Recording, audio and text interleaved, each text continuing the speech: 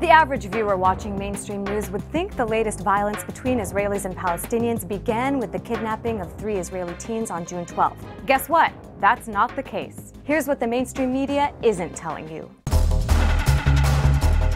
Before the Israeli teenagers were kidnapped and killed, 5 Palestinian children had been killed by Israel in 2014 alone.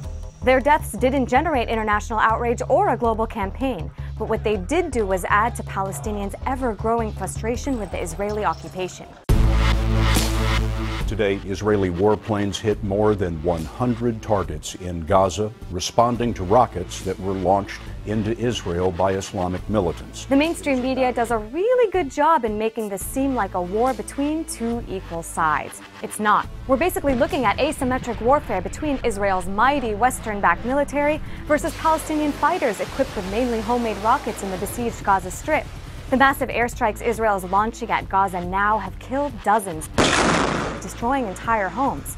Attacks from Gaza into Israel don't compare. Just look at the numbers. Since 2009, Israeli forces have killed more than 600 Palestinians in Gaza and the occupied West Bank. The number of Israelis killed by Palestinians during that time? Just over 40. And unlike Israel, Gaza has no sirens to warn of imminent strikes, no bomb shelters, and no Iron Dome missile defense system to intercept Israel's attacks. The hospitals in Gaza can barely deal with the influx of patients coming in now. Israeli spokesmen are all over the media saying their goal is to hurt Hamas and end its attacks.